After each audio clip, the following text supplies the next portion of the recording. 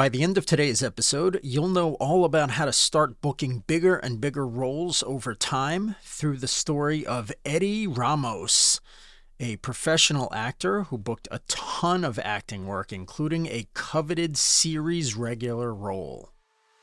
Welcome to the Actor's Career Compass, where we help aspiring screen actors find high-quality auditions, sign with great agents, and book major roles in legit productions. I'm your host, Martin Benson, and today I interview Eddie Ramos, who will be sharing his story and tips for aspiring actors on how he landed his first ever series regular role on the Sci-Fi Network show called Incorporated. So, today we've got Eddie Ramos, who is a professional actor based in LA, and he's got an extensive IMDb credit list. He started acting at 9 years old in New York City, and he graduated from Syracuse University with a BFA in 2013. He is also an acting coach and a backstage expert. Welcome, Eddie. Can you tell us a little bit about yourself? Yes, absolutely. Well, firstly, Martin, I just want to say thank you so much for having me on your podcast. As we were discussing off camera, it is really an honor to finally get to meet you. And, I follow your newsletter weekly. I listen to the podcast. So this is just a really cool opportunity for me to share my story with you and your community. So I just want to thank you for having me on. And my acting journey starts 24 years ago.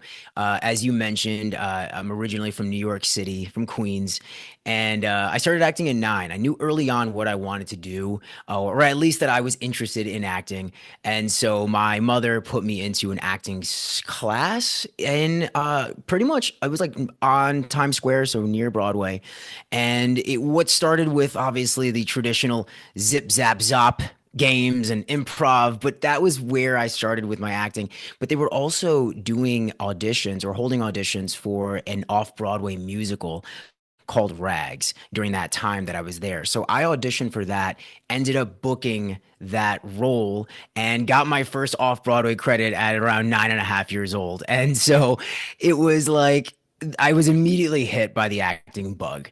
I ended up going to like not a traditional acting school for high school. I went to a regular, school in Queens, but we had a great drama program. We were, there was constantly plays going on. We did things like stunt night where I was always the kid volunteering to do the monologue or be the lead on the play. So it was always something that I was called to do. And then my senior year of high school, I told my parents that I wanted to be an actor, that I wanted to major in acting.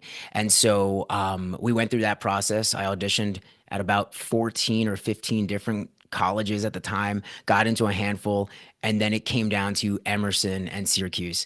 And Syracuse just had exactly what I was looking for. The program is really, really great. They have a study abroad program where they take students to London to study at the Shakespeare's Globe. We got to study in New York. I mean, it was just everything that I was looking for.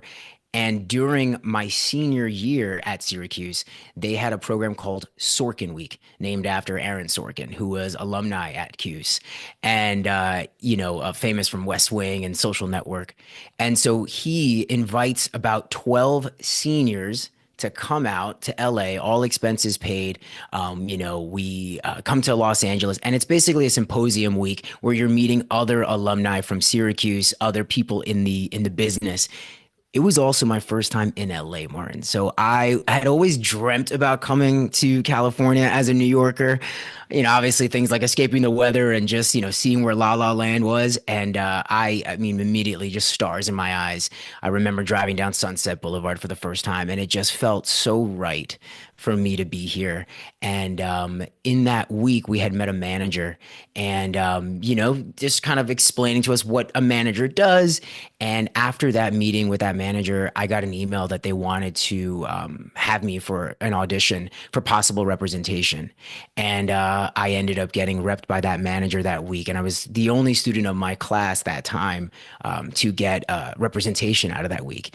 And so upon graduation in May, I had already had a manager and I knew that I was coming to Los Angeles. So I think a lot about my story. And as I was preparing for this today, it really helped me in the beginning of my career to have a plan and to sort of, from 9 years old, I had known that like acting was the goal or, being in this industry. So everything I did was catered to that world. Everything I read or learned about was about acting.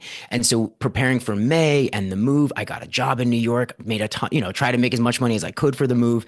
But it was like, once I hit the ground here in LA, it was all systems go. Like there was no real time here in LA where I was sort of unsure about what I was going to do. And I really truly believe that helped me in my early success or, early career. So yeah, it's a little bit about my story. Awesome, awesome Yeah. story. I love what you said about, you kind of would always raise your hand and volunteer for different things. I mean, tell us about that. Do you feel like it's important because some people are shy or don't, just like, but does that like being always being the person to be like, hey, I'll help out. I'll try to do this and stuff. Does that help you get noticed? What are your thoughts on that? Yeah, I think, listen, like what's amazing about what we both talk about a lot in our acting is about, embracing your uniqueness, your own personality. So at no point is that a do or die that you have to be this outgoing social butterfly. I just so happened I was, not that ever the tallest kid. I was always the shorter one in middle school. So I was always in the front of the line. And I feel like that also played into my personality of just kind of like trying to make myself seen. And I didn't even know that that was what was happening, but I just always was the person to volunteer first. I'm that annoying kid at the museum asking tons of questions, and they're like, okay, let's move on. And I still have, questions about what's going on. So it was part of my personality. But I do believe like what we do find in this industry is that a willingness to put yourself out there is often rewarded. And I think every person has their way to do that. But if you do find that shyness or just kind of being a little bit more introverted is something you're dealing with, then there are classes to help with that. There are ways to kind of allow yourself to get a little bit more comfortable. One of my favorite things to do, especially when I transitioned into TV and film, was recording myself with the cell phone or recording myself in front of a camera. So I was rehearsing with the camera. So that way, when that happened, I wouldn't get nervous. Right. So for me, it just felt about like getting myself as comfortable as possible in those kind of settings. But yeah, definitely not a massive requirement, I think, but it certainly has helped me with, especially when in person meetings with casting directors or agents. I know if I can initiate some of the conversation, it makes them feel a little bit at ease as well, So That's definitely a good point, actually. yeah. If you're outgoing, then you make the other person who may be less outgoing going Right. feel more comfortable, and there's no awkward silences. I think one other thing that's actually an interesting point, you were talking a little bit about uh, how to sort of have these conversations sometimes with people. Something that I've talked about in the past. I don't know though if I've done it on the podcast yet, but when you figure out sort of a deeper acting purpose, like a reason that you're doing this beyond just yourself, like, oh, I'm not doing this because I want to become super successful, even if you are, but you usually should have some other reason beyond that. That's like, I want to help people, let's say, become more open minded or whatever it is, right? And when you find a purpose like that, it can actually almost be easier to engage in conversations with people because you start to talk about that with the person and what you care about. And that can kind of be a point of commonality. And it doesn't have to feel like you're just like talking about yourself if you don't know what to talk about sometimes. So, I mean, there's time for that in the future, but I do want to get into my most important question, I think, which is you have booked a series regular role, and a lot of actors, you know, they want to know how does that happen? Obviously, for many actors, they might not even have booked a co-star role yet in some major production, so they're not at that point yet. However, you've probably worked your way up over time through different types of roles, different levels, and had, kind of been all over the place. So talk about what you think led to your series regular role and even some of the other smaller roles that you've had. Yeah, you made a really good point. I think when we first get into this industry, it's really attractive or really enticing to think about your career as you're just going to start one day and then you're automatically going to be on the marquees. You're going to be in that Netflix show. And, for some actors, that is the trajectory. I think it's the majority of us actors, we go one step at a time. And so it was exactly what you just described. Like I mentioned, I came to LA, and one of the first things I did was obviously set up my Actors Access account, set up my Casting Networks accounts. And it wasn't about waiting for the phone to ring, but it was about me going out there and putting myself out there every single day, every single week. I was constantly engaging in acting classes, in SAG after workshops. I was at Sam French reading plays, watching movies, collaborating with some of my other fellow actors that were out here. So it was about me immersing myself completely into the world of acting when I got out here. And even though I had a manager and they were sending me on some auditions, I was still self-submitting. And so I think what really helped me when when I had the opportunity to go for that series regular was all the confidence that I had been building inside of me in this industry in LA, and on other sets. So you're absolutely right. It all starts for most of us being in short films. So obviously, right in the beginning, I was trying to accrue as many of those short films as I possibly could. So just to get my experience on set, and then from there, with my manager's help, I ended up booking a co-star on Parenthood. But it was great, Martin, because it was a co-star with no lines, and then the next co-star I booked was NCIS, and that had two lines.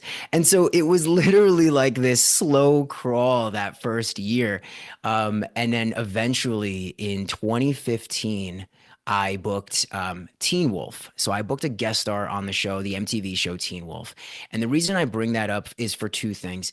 The casting director was Wendy O'Brien, and Wendy cast me in Teen Wolf and a year later also cast me in my series regular role. So there's so much about doing good work for casting directors that are fans of your work. Every single time I saw her name on the email chain, I knew I was going to bring my A game. Not that I didn't do that for every audition, but I was extra prepared. I was extra motivated to go in and do a good job for her, because she vouched for me. And it literally the year later, she gave me the opportunity to present my work in front of these producers and test for the series regular. So it was really important for me to make a good impression with the casting director.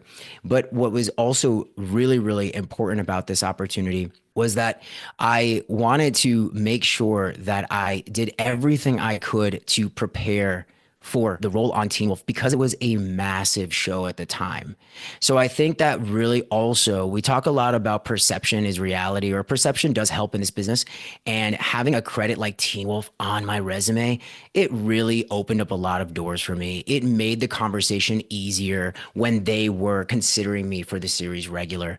And so things like building up your resume is really important if you want to consider yourself for that series regular, coveted series regular role. They are going to be looking at what else you've been doing. And so, and it wasn't just that I had, the Parenthood. It was like I was working on short films and college things here in LA, like as much as I possibly could. Showcases, all of that stuff helped propel that opportunity in 2016 for the series regular.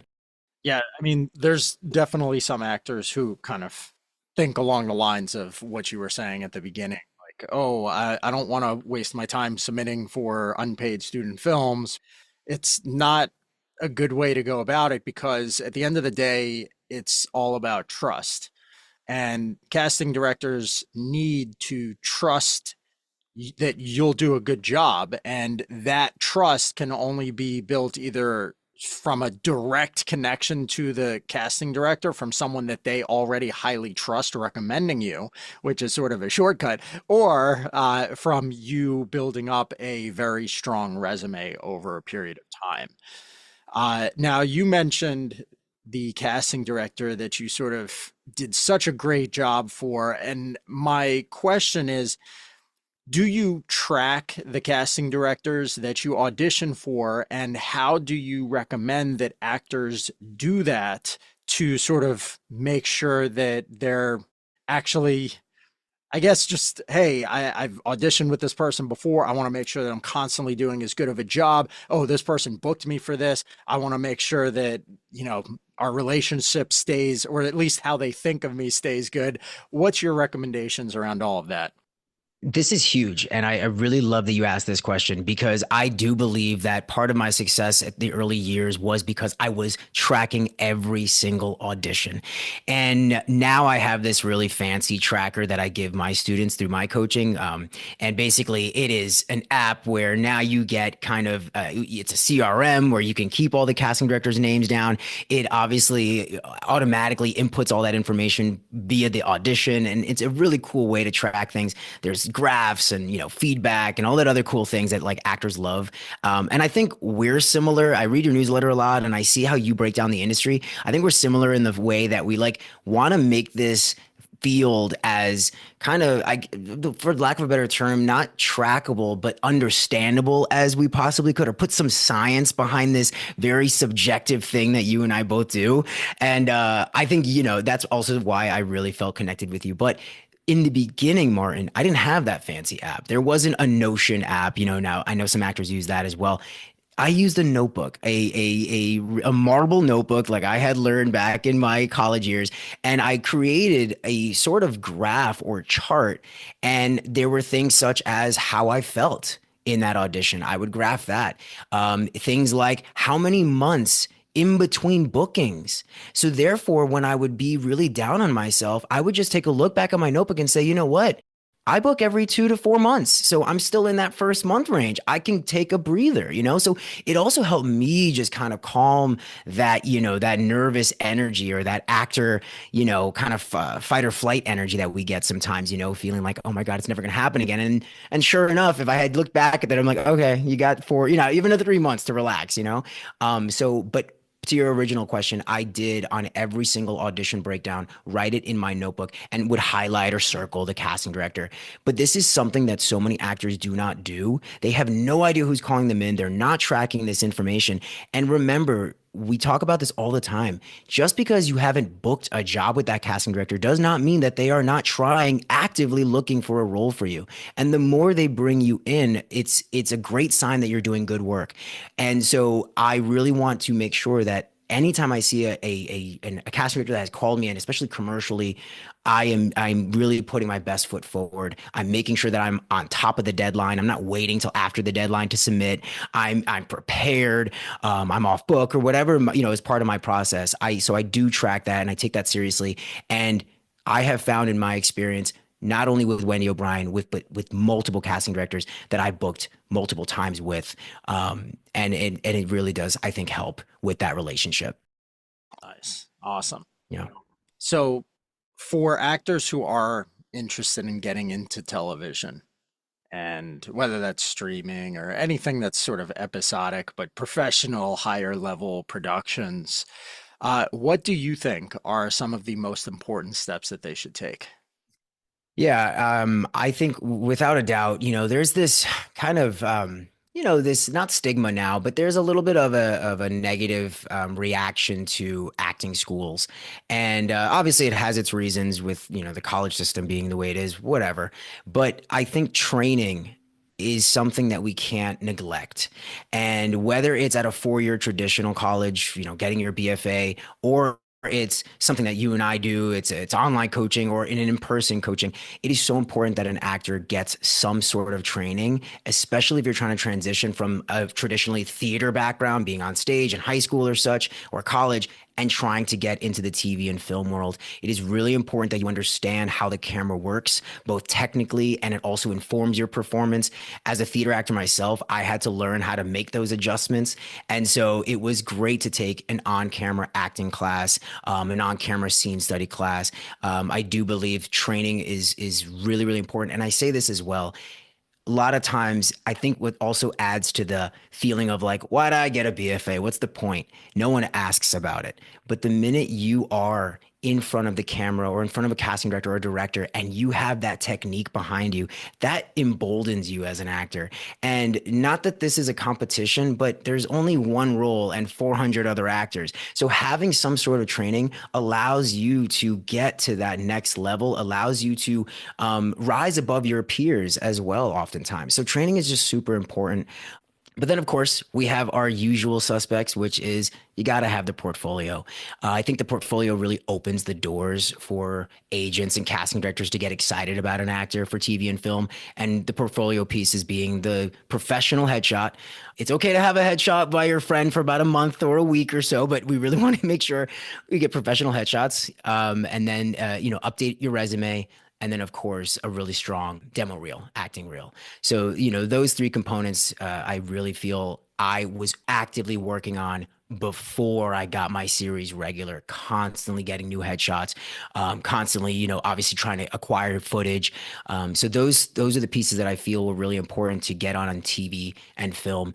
And again, you're going out for those kind of roles. So if you're on Actors Access or Backstage, you're applying hard to those kind of TV and film roles as opposed to maybe more theater or something else, So it was also just actively seeking those things out. And doing background work really helped me when I moved to LA as well. I always encourage people when you first get started, go be an extra first and see if you like the world of TV and film, like the hurry up and wait for 8 hours in your, not a trailer when you're an extra, in the holding tent. But this is something that I really, I guess it's attractive and it's really exciting to do TV and film, but it's not for every actor. And I think that's okay, right? Like I have great friends that stuck to theater. And so, TV and film is obviously where I landed, but it is certainly not the only option to be an actor as well. But those would be my recommendations if you're trying to get into the TV and film world. I think all of those recommendations are excellent. And I think that to remind people, the original question being about to get into those bigger productions, right? When you're starting and you're, let's say, just auditioning for student films, you probably don't really need to go spend a ton of money on headshots and go pay all this money to have a really awesome demo reel created from different footage and whatever. But as you move to higher and higher levels, again, it's all about trust, as we talked about earlier. And if you are using a headshot that's not professional, it's going to tell people that you're not willing to invest in your career. So maybe you're not going to invest time and effort into their production. There's so many different things that are just kind of looked upon completely differently as you move to those higher and higher levels. And the other thing that I love that you talked about is the whole idea of being singularly focused in a sense where you're not just submitting to all kinds of stuff. You can submit to other things, but there's something that I did a podcast episode on this a while ago, the singular task strategy, I think it was called.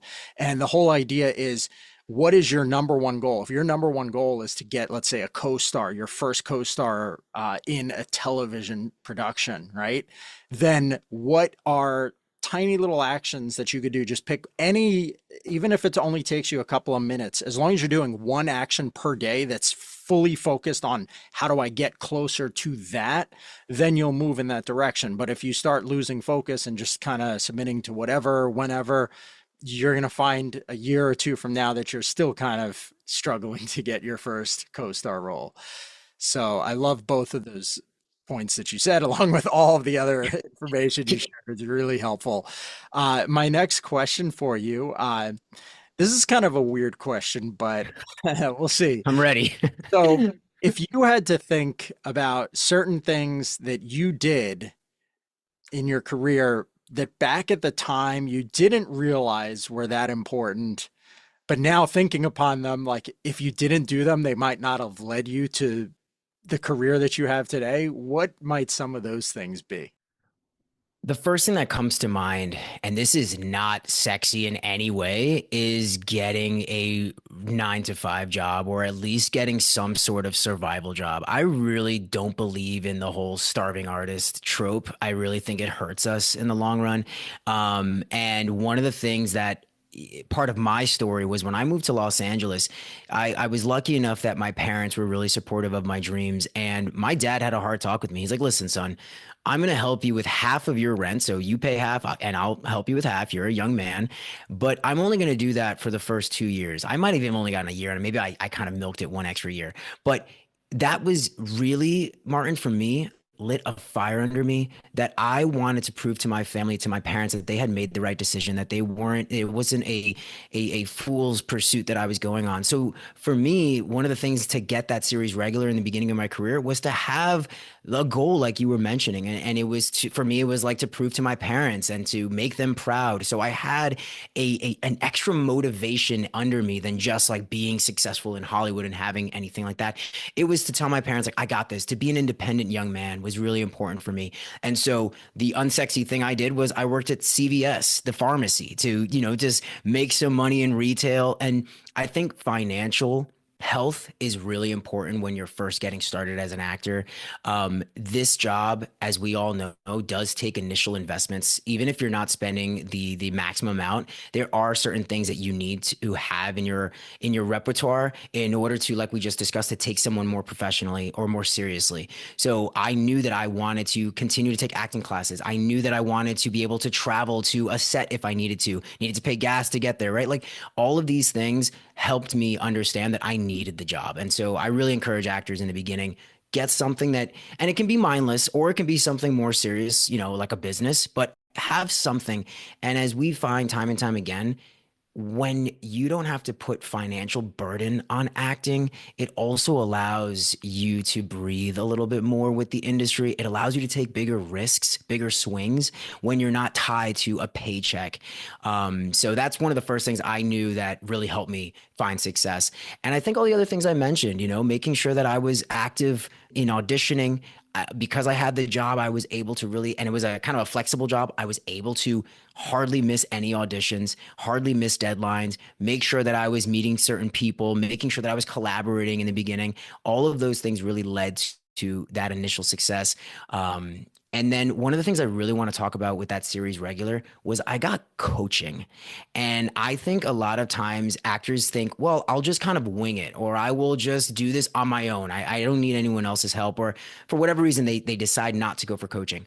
When you are going for it was for anything large like that, for me it was a no-brainer to get coaching. So I got coaching on the pre-read, I got coaching on the callback, and then when I was now testing at at CBS in front of 40 different execs, I definitely got coaching the night before that, right? Like I was so over prepared. So I just spent a lot of time preparing on that role and getting myself like just visualizing what the audition was going to feel like, look like, do it with as many random people as I could to get myself comfortable for that massive opportunity. And the other things that I think are really important is building endurance as an actor. This is a marathon, not a sprint, as we say. And once you get the series regular, as cool as that is, there is a ton of work on the opposite side of that. Yeah, it was the one of the greatest moments in my life to get that call that I booked it. But now started the 5 a.m. call times, 15-hour days, the PR that we had to do, the interviews, showing up to different film festivals. I mean, there's an energy that you also need to be able to sustain when you're at that level. It's all not just glamour and sitting in trailers. It's hard work. And yeah, I think what I had done to prepare for that was I work out, I take care of my health, I took care of, the financial stuff to get my mindset right for that opportunity. Yeah, that's awesome. Makes total sense. I love that. And to me, I think that when you were talking about the finances, a lot of people they do kind of have this sense. It's not even like, oh, I should be a starving artist, but it's almost like, oh, if I get a job to support myself, it means that I'm not a successful actor or something, right? But I mean, first off, I'm a big believer in you have to give before you can expect to gain, right? So you have to do things that maybe aren't perfect in order to say like earn the right and earn what you really want later. And so putting yourself out there and the fact that as you kind of take control of things like your finances and everything, you're going to have more control over all the different areas of your life. You're going to have more control over your career, your acting career as well at that point. So I think that that's such an important foundation for anybody who is like, struggling in that starving artist situation. In fact, one of my clients, we've been working together. He's doing my coaching program for a few months, and I think we're a little bit past halfway. And his initial homework assignments were to get a job because I mean he signed up for it and everything and he's okay financially, but that's not going to last.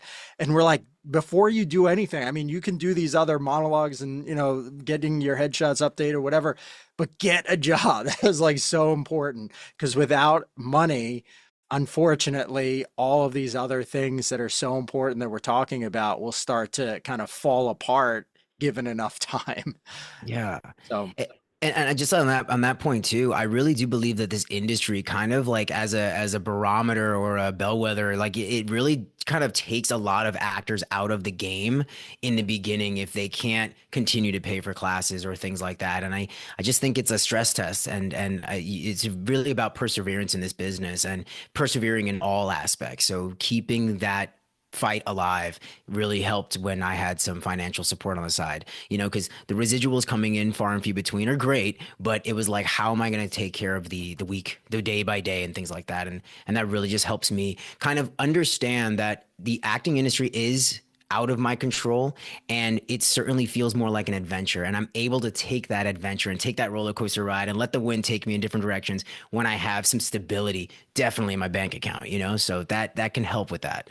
it's awesome. Well, is there anything else that you'd like to share with actors who are listening today? Yeah, this is something, Martin, that I think not only your community will love to hear, but I think you would really geek out about this as well. Just again, knowing a little bit about you. So in 2016, there was a study done called Quantifying and Predicting Success in Acting. Already by that title, you're like, okay, how can you quantify or predict success? So these researchers, they studied about 2 million actors in 2016, their IMDb pages. And what they've come to understand is that there is a phenomenon called the annus mirabilis, and it's your miracle year, I guess. And so what we found is that a majority, or what they found, excuse me, is that a majority of actors will book the most amount of work in the first 2 years of their career. And if you look at my success, it was 2 years to the date that I moved to Los Angeles that I booked my series regular. It was on that day that I got my series regular call. And so for the longest time, of course, I'm thinking I'm super special. But what we find is that I was not the exception, but almost a rule. And in I guess in layman's terms, we call this shiny object effect, right? You're the new kid in town effect. And so I want to leave your listeners with this.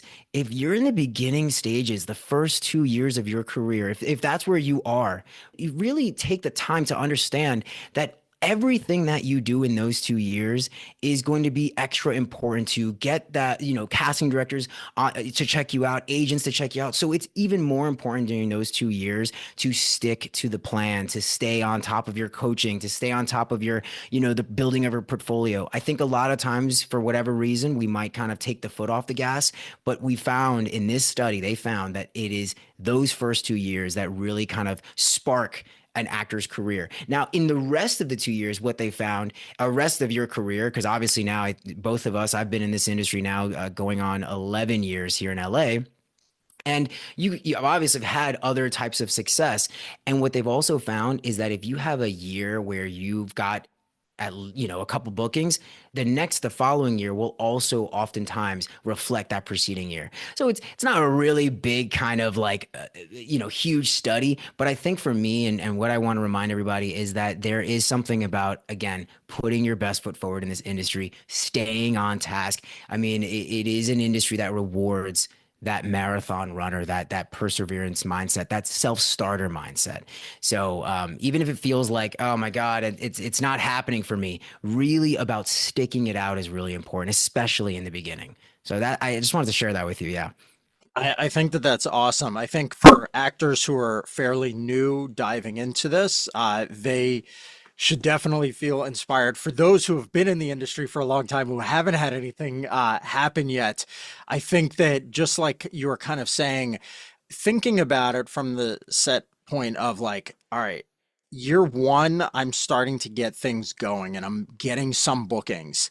And as long as as you're saying, really just take this seriously and dive in fully and get really strategic about this, within a year or two, you can probably book some pretty big things. And I've seen that pretty consistently with a lot of clients and different people that I've worked with.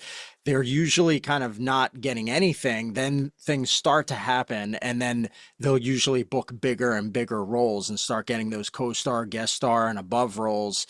And it does usually happen within a year or two of once they start taking things very seriously in their acting career. So even if you've been doing this for a long time and you haven't been taking things super seriously, I think if you start now, you can go for a year or two and you'll start seeing some very good success.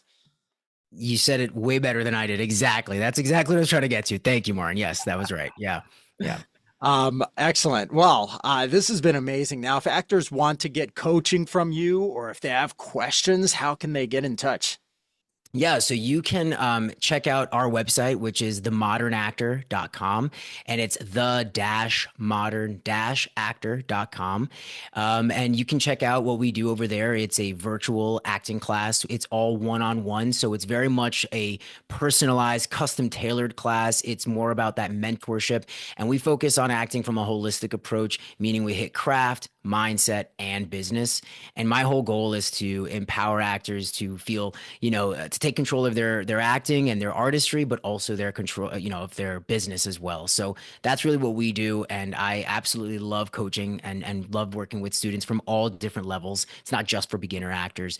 And you can always follow me on the socials. On Instagram, we're at @themodernactor_. If you'd like to follow my personal page, I'm at actor Eddie Ramos. We have a YouTube at The Modern Actor. So those are usually the couple of different places that you can follow along and check out our work. And yeah, send me a message or a DM and we can help you get started. Excellent. We'll try to add those links into the podcast description as well so people can click on those. This has been awesome. I am very, very happy. You've shared so many things. So thank you so much for joining today. Yeah, thank you so much for having me, Martin. Really, really appreciate being on the show. This was a lot of fun. Awesome. Well, thanks for listening. Now, if you want to dive even deeper on booking bigger auditions, I highly recommend checking out my podcast called How to Network with Casting Directors to Unlock Major SAG-AFTRA Acting Auditions. It's episode number 73. You're going to learn a lot about how to book bigger and bigger roles over time by connecting with different people in the industry. Check it out. Again, it's episode number 73, How to Network with Casting Directors to Unlock Major SAG-AFTRA Acting Auditions. It's on the Actors Career Compass. Thanks so much, and I'll see you soon.